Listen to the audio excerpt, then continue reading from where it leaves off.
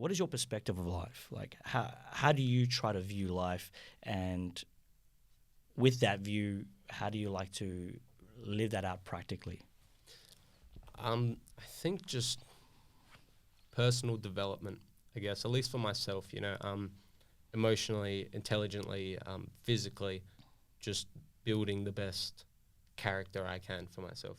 Welcome back, everyone, to Fighters of Perth, the show where we aim to get to know our fighters here in Perth a little bit better, their story, their journey, and hopefully make a new friend along the way. My guest with me today is Jo Stockwell. Jo, welcome. Thank you for coming on the show. No, my pleasure. You know how I like to start the show. I like to know about your Muay Thai origin story, how you got started, how you found out about Muay Thai, and kind of like just give us a quick rundown of your Muay Thai journey so far. So kind of random, really. I used to do a fair bit of boxing when I was younger. Stopped that around 18, 19. And then about a year doing nothing, I noticed one of my friends from that I used to box with was doing Muay Thai. He was right into it, fighting and everything. And yeah, just randomly one day hit him up and what's all this kicking business about? And, jumped straight into it pretty much. Was training for, just got straight in, training for about a year. Had my first fight, and then 2 weeks after that, had my second. Luckily, my second fight ended up getting pretty much all my padding stripped off, down to the elbow pads. So, won the first two, and then luckily got to turn pro on my third. And why was that? How come such a quick going to pro? Like I was saying, I was boxing for a little bit, so I had about half a dozen amateur boxing fights as a kid. On my second fight, I was fighting someone who'd had a couple MMA fights, a few Muay Thai fights. I think he'd had about 7 fights or so all up. Wow. The commission saw that. Honestly, no idea it was going to happen. I was warming up backstage. My coach was coming back with the gear, and he came back with just elbow pads and gloves. So it was about 20 minutes before we were going out. Just slipped them on and jumped straight in, which was good. Shins were pretty banged up after that one, but a little bit of messing around on my third fight. COVID was happening, shows were getting up and down, and then just got the offer to fight someone. He'd had 10 fights, and figured why not get do that. And how did that fight go? Yeah, good one. Got the unanimous decision on that one, I'm pretty sure. But so that was your fourth fight, and third fight. That was your third fight going pro, and then just off to the races after that. When you said you fought the guy who had 10 fights, was that on your third fight? That was, my first pro fight, Wow, that's awesome. Yeah, now, I kind of messed up a little bit in the beginning. Usually, when I introduce, I like to get people's, their fight record, or just how many fights they've had, and which gym they fight out of. So, just quickly. Fighting out of Riddler's gym, and 15 fights all up 15 fights now, yes. Awesome. So, okay, we'll go back to where you said. So, your fourth fight, talk us. At that point, you were training out of another gym, right? Yeah, so originally started at Diesel Gym. Had my first, I think, 5 fights out of there. They closed down, and then the coach and the team there moved, and we opened up Sway Muay Thai. So I was there for up until the end of last year, and then made the transition to Riddler's Gym from there. But so 4 fights were there. Where are we going? 4 fights. Fourth fight in. Third fight. Turned pro. Fourth, I believe, was another 3 threes, and then I think my fifth was a 5-rounder, and then that was my first loss on my first 5-round fight I had. But just off to the races really after that. I fought in a 4-man over states. After that, another one over states, and then just back to back really. Yeah, so this was 2020, I think, my first fight. Okay, 2020. Wow. So just back to back really, as back to back many for the last as 4 years. Pretty much, yeah. Wow. Do you prefer fighting on home ground? Do you prefer fighting interstate? Definitely home ground, yeah, for sure. Yeah. But what about you get to fly over, you get to get a trip paid? Yeah, 100%. That's always great. But I like being here with my family, my friends, and. My first time fighting over states, I walked out to Girls Just Want to Have Fun, trying to hype up the audience, and it bombed hard. I walked out, it was just crickets, and I was like, well, this is shit, Was that you trying to be funny? Yeah, trying to be funny, have a good time, over states, so it wasn't the homeboys, so. Nah, that's fair enough. So, obviously, it's clear that, fight after fight, you clearly enjoy to do this. Enjoy doing this. What do you think it is that you actually enjoy about fighting? You know, is it the rush? Is it everything that goes into the fight? I'm sure it might be all of it, but what do you think it is that you enjoy about fighting the most? Just the lifestyle that comes with it. You know, the training. You know, the healthy lifestyle, everything that comes with it. You know, really building that good community of those like-minded people. You know, just trying to get better every single day. You know, the fighting's a big part of it, obviously, but you know, it's all the weeks leading up to it and all the things, the improvements done in myself along the way that I like to build up, and the experiences overall. Yeah. That's awesome. I like that. Well, we'll talk about your most recent fight against, and I don't know if I'm saying this right, Abdallah Biada. Do you know how to say it better? Biada? Biada? Yeah. Okay. I'm messing it up. Yeah. Obviously, a big prospect in the MMA scene here in Australia. Few rumors going around. He's potentially, he's on the right track to get into the UFC or something along those lines. So now, a big name for you to fight against recently. Tell us about how that fight went down, and for anyone who didn't know, just give us all the little details. So like you said, he was a big name in the local MMA scene.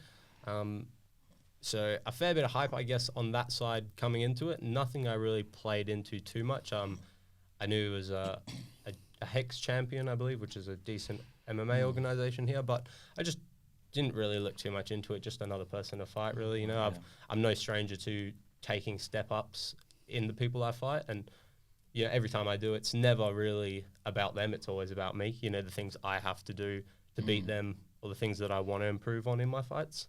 Going into it, I didn't really pay too much attention to that. Just another fight, but it was good. For a bit heavier, 69, so 2 kilos up, which was no problem with me. A little bit more carbs during camp. It was good. Camp went perfect. It was my first fight out of Riddlers, like I was saying, and couldn't have pictured a better camp going into it. You know, the confidence I was having, not only in my skills going into it, but the work that I'd put in leading up to it, you know.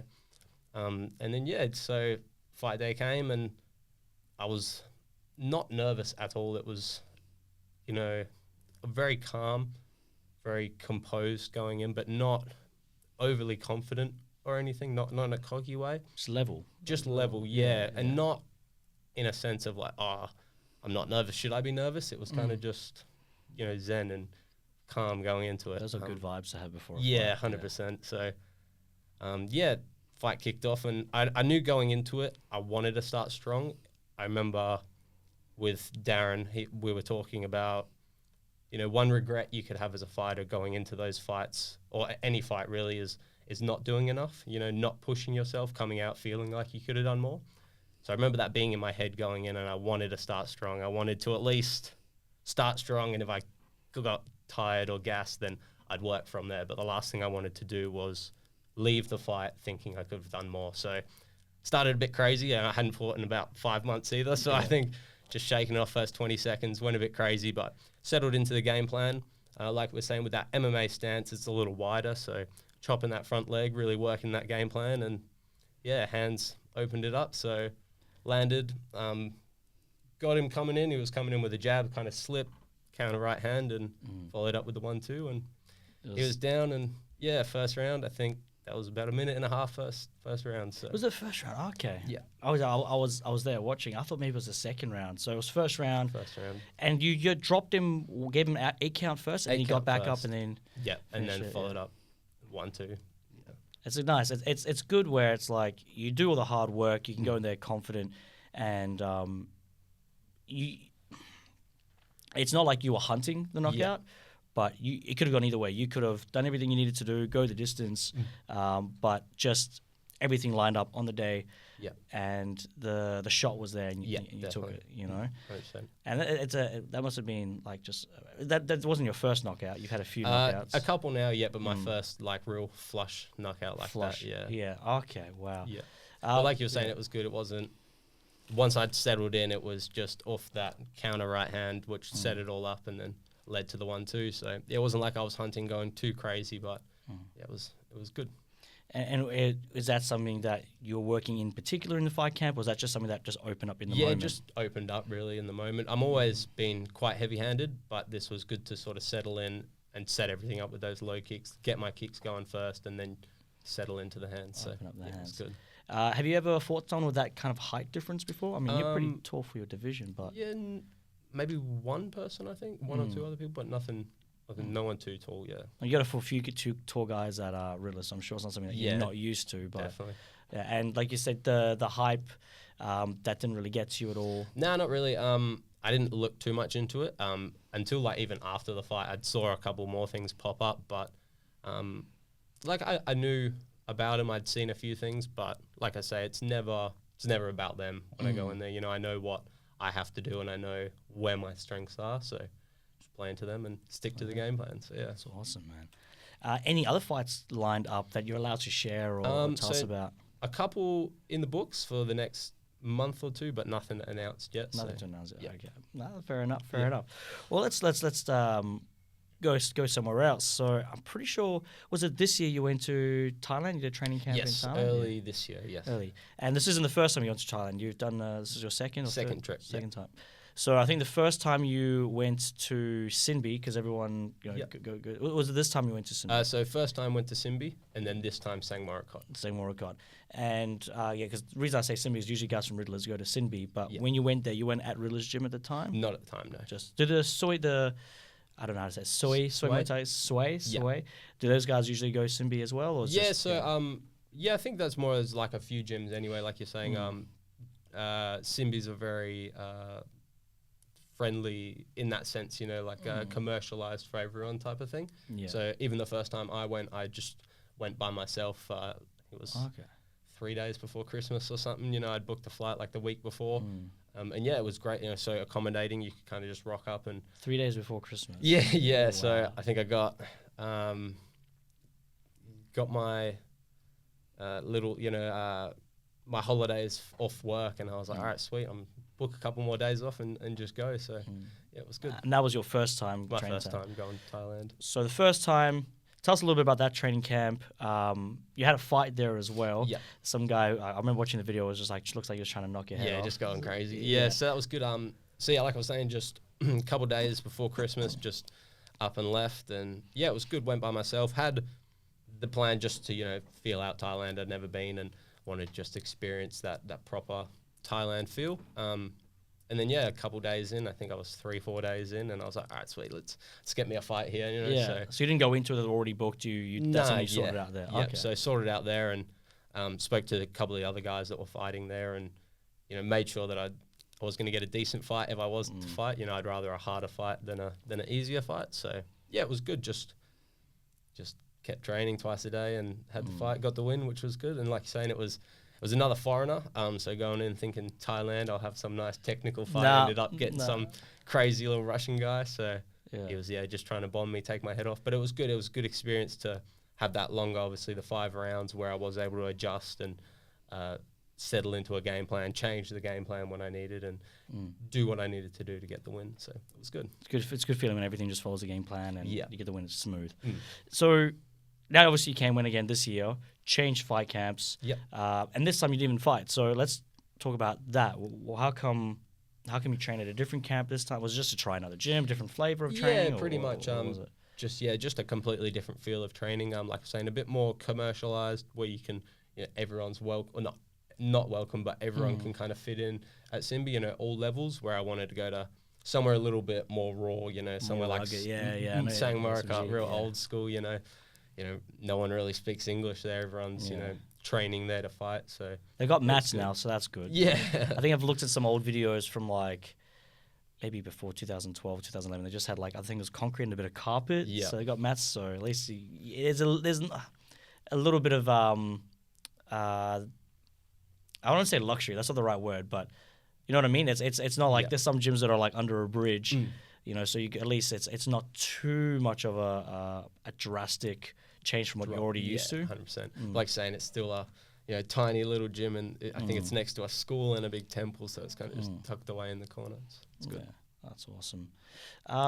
So yeah, so how come you didn't fight this time? What was the big difference there? So I was thinking of fighting originally, going over there, but then a few things fell out, a few other things happened, and I figured it'd be best just to go over there and just feel it out this time, get a good sense of the area where I can go for like recovery work, good food and everything, and just get a feel of Bangkok before I jump in head first, Oh, that's right, because Sinvi is in Phuket? Yeah, Phuket. Yeah, so different vibes? Different vibe, yeah, 100%. I think I spent like the first 2 days, going to food places like, sweet, I can't read any of that, I'm going somewhere else. Swenson's? Is that a big ice cream place? No. I don't think it's that's okay. Well, that's the one thing I remember from when I went to Thailand was Swenson's. But I'm pretty sure it's an American chain, but it was just like this massive ice cream place. It was nice. Yeah, nice. Yeah. I want to ask about your boxing. Obviously, you mentioned earlier about you having a bit of an amateur boxing career. Yeah. Tell us how you got started in that, and how much of that has kind of helped with your. Do you find that there's a bit of a skill difference with your hands compared to a lot of the Muay Thai guys that you're fighting against? Yep. Has it helped at all? Hasn't really made much of a difference? So I started boxing. I was always doing something. I was playing rugby as a kid, and then on the off season, I'd be training boxing. My brother was a big boxer, so it was always there growing up. And then when I was about 15, I just decided to just go full in, and that's when I was training all the time and fighting as much as I could. Traveled over states, did a bit of fighting over there, which was good. And then, just making that transition then was definitely helped, especially early on, having that advantage in my hands, but also helped in, like I was saying, getting those more experienced fights, and also just being comfortable taking fights, comfortable in that setting, and with the training and everything that came along with it. So, any bad habits you had to try and 100%. I think like the first 8 months was just getting my front leg chewed up with low kicks, trying to switch my stances from the wide boxing stance into the more narrower, lighter on my feet, Thai style stance. So yeah, definitely. And the clinch was horrible. Yeah, every time I'd get in the clinch, I'd just be trying to punch, no elbows, no knees. I remember going to my first interclub, and I was just out the window with the game plan. I was just throwing hands, and I remember this guy kneed me, and I remember just thinking as soon as the knee landed, I can do more than just punch people in this, So it's definitely a few bad habits to break, but definitely overall was more positive than anything. More helpful than anything. Yeah. And for anyone that might not know, or myself included, I have an idea of how you train boxing. But what's the biggest differences between how you would train boxing, how would you train for a fight versus Muay Thai? A bit hard to say, really. I was only about 15 or 16 doing it. I'd say it's just, I'm not too sure. I can't really answer that. A lot. I think just a lot different mentally, in the way I was approaching training and everything. A lot more mature now, and a lot more ability to push myself in the areas I need to. But nothing much difference from like the formula, in the sense you probably go for a run before training. Shadow box, hit pads, do your sparring. The only thing is just you're just kicking and clinching and doing other stuff. Okay. So I think, was it earlier this year again, or was it late last year? Jonathan Haggerty came to Perth. Yes, last year. Last year. Okay, so you went to that seminar. What were some of the best things that you got from that experience? It was all round. It was just great having him there and going through some things. But I'd say overall, it was the IQ that he has, going through and breaking down, his favorite combos and the favorite things he likes to throw, and then like the explanation behind it, seeing why or how he sets these things up, and then going back and seeing him fight and be like, okay, I see him doing these little things to lead to this, so it was good to get that little inside look. Pick his brain a bit. And is there anything, because I know, look, when you go to one of these seminars, they show you like how so many things, and you could probably only take one or two things and really apply it to a game. Was there anything there that you really took and started using in sparring, and possibly even used in your most recent fight? Not in my most recent fight, but I think his teeps, the way he lands his teeps, sets him up, setting them up really high, to get that full, pushback with it, even instead of going low, really getting, a high chest push just to throw him off. And it was good. What about, I saw some stuff where he goes for his teep and then he goes into like a stance switch and then he does another teep. Any of that kind of stuff that you played around with? Nothing too much, but it was good to play during the seminar. It was good to go through it all and have a bit of a play around. Yeah, that's cool. So I guess hypothetically, if you could get coached by, if you spend a year, right, go train somewhere between Jonathan Haggerty, Liam Harrison, Sancho. These are the three that pop out to me. Yep. Unless there's a fourth option, that someone that you respect even more as a coach. Who would you train with and why? Out of those three, I'd be going back and forth between Jonathan and Liam. But then again, with the GOAT, Sancho would be good for a whole year. I think Liam Harrison's style definitely suits mine in that very Muay Mat type of push forward, aggressive type of style. But I do love learning and trying to adapt to that good Thai style that, Sancho and Haggerty do have. But I think the Harrison, just because it's just more well suited for your my style. Where you're yeah, going. I think so. Yeah, that exciting sort of relentless pushing forward type of style. Is that how you would describe your style? Because from what I see, I mean, I know this last fight you started a little bit heavier, but when I was like looking at some of your footage, a bit more. You had a very quite calm, calculated style, but you could push forward and go harder. Is that something that you try to just kind of naturally came? Is that something you're conscious of developing? More naturally, I think I'd start a bit stronger and very aggressive, but I have these last few years tried to calm down and get in that Muay Thai, really technical type of style, but definitely have that in my back pocket, knowing I can just fall back into it. I definitely agree. I think I think it's smarter. Oh, this is my opinion. I think it's smarter to if you can, start developing a style where you do get hit less. If you think of like your longevity, take less damage. If you can hit people more and get hit less, you're gonna be able to fight for longer. And the fact that you've got that background of being able to scrap. It's always there. You can trust it. You're not afraid of getting hit. You're not afraid of getting into the thick of it if you end up having a bit of a hard match. But 100%. if you can, not take damage. That's kind of what I've been doing, and I've been loving that.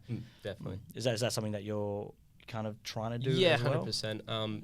It definitely didn't seem it in this last fight. That's for sure. But I think coming back to that even in this last fight, we did have a game plan that we were wanting to stick to, and we did stick to. But it was also in myself, I knew if it came down to it and he was outskilling me or outpointing me, I was able to turn it up and turn it into a dogfight and get the win if I needed to that way. It's always, they're good to know to fall back on. But like you're saying, it's definitely not something there has been fights where I've just led with that and it's not worked out. It's hard to go back into that technical style after doing that, It's like a switch, and then once you make that switch, you can't it's very, very hard to go back. 100%. And then if you're losing in that style, it's hard to, trying to push and be the aggressor and then, keep doing that when it's not working. So Definitely. Well, man, I enjoyed watching that fight. I was screaming, I was going crazy. And there's nothing against Abdullah, but just obviously because you and I'd met. And just obviously, it's a cool representation of the Muay Thai scene in Perth. It's always cool when you see someone who's from a different style, take on that challenge. Like props to them, but you can really see the difference between someone who solely focuses on one thing, and then just the difference there. I think it's pretty cool. And obviously, there has been guys who've done MMA, and they've come in and they've beaten the Muay Thai guys. So obviously, it depends on comes from fighter to fighter. But either way, man, it was really cool to watch. Thank you. So now there was I don't know if this is still on your Instagram, but a while back you had a quote on your Instagram, and I think it was, "The happiness of your life depends on the quality of your thoughts." I wanted you to unpack what that means to you. I thought that was really cool. I like little cliche quotes and sayings like that. I'm a bit cheesy, but why did you make that your I don't want to say mantra, but in your profile? And what does it mean to you? Yeah, it's a good way to put it. It was just a good thing at the time to sort of remind myself of, everything, in my opinion anyway, is perspective. You can have the worst things happen to you and to someone else there could be a positive, or looking at things and trying to see the positives in it. I think everything kind of comes down to the lens you're looking at this world in, If you're looking at everything and only focusing on the bad, that's kind of all you're gonna see, and if you choose to take the good out of everything, then it's hard, to sort of have a negative attitude to everything type of thing. And even if you're having a bad day, the only person who's experiencing that bad day is you. So what, you're only doing it to yourself type of thing, So just a little thing to remind myself of anything, It it all starts up here. And I know this is hard putting you on the spot, in a situation like this, but can you think of a moment where that has actually helped you, or think of a moment where maybe something negative did come along, but you had to kind of reframe it and you found that it helped? Yeah, even last year I was kind of having a lot of troubles mentally with my performances in the ring. I'd started off with a big fight that I lost pretty badly, and then coming off of that, I had another bad loss, but that second loss was worse than the first because of where I had myself, like I was, it was just a terrible loss. I was in my head too much. And then after that, it was kind of building back up then, building back my confidence and figuring out the things that had gone wrong and not just looking at it as such a bad thing and trying to take the positives out of it. So, yeah. And I think when your confidence, when that happens to your confidence, building back can be a bit of a process. Definitely. And it's hard. It's weird, like I don't know how much our perspective shifts our actions. And, I remember back when, towards the end of when I was fighting, like my perspective was so much like I wasn't seeing myself winning fights anymore. It was more, I hope I just do well in this fight. I hope I just do well. And then that's what would happen in a fight. It would be like I would do well, but then I would just lose the decision, And it's just funny how things turn out the way we think they're going to turn out the way. And when you can change that mindset, I don't know if it's just the subconscious. You start behaving in a way, you start doing what you need to do for that outcome. But I don't know. What's your perspective on that? Yeah, I agree 100%. And like you're saying with fighting, it all is in perspective and all is in your head. Even if like you're saying, thinking I got to get this win, I got to win, rather than I'm just going to do what I have to do. I want to make my family and my team and myself proud of the performance I bring, win or lose, So yeah, definitely, I agree. Changing gears a little bit, if Freaky Friday, kind of like have you ever seen the movie Freaky Friday? Yeah. Apparently making number 2 as well with Lindsay Lohan and famous, I can't remember her name now, but anyway, the lady that was in it, that was in the original Halloween movies. But if you had to pick between, I'm talking about just in the WA Muay Thai scene, someone in your division or at least close to your division, if you had to, for whatever reason, switch Muay Thai skills with them, right? So they have your skills, you have their skills. Okay. Yep. Who would you pick, and why? Okay. I'd say at the moment probably Tyler Hardcastle. Yeah, I think I don't know if he's at 70 now, so just a bit heavier. Roughly, yeah. Close enough. Yeah, Close enough. He's really good.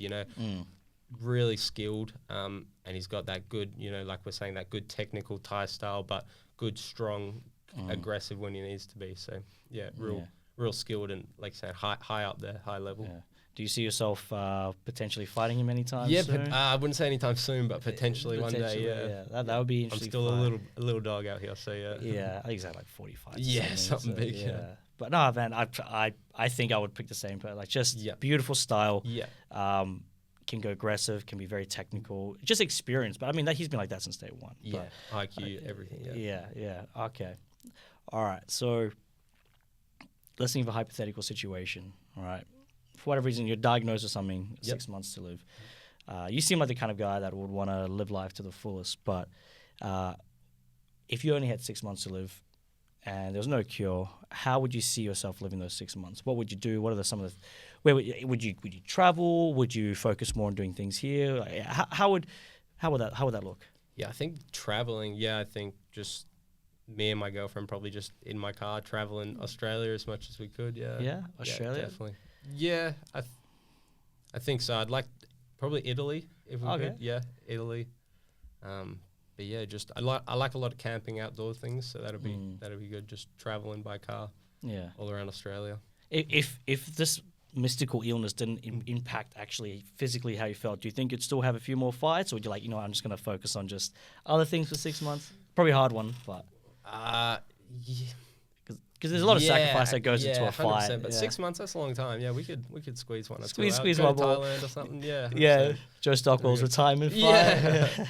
Come, guys, this will be his last one. Yep. Yeah. I'm not retiring, but I'm dying. Yeah. Oh, no, I was gonna make a joke.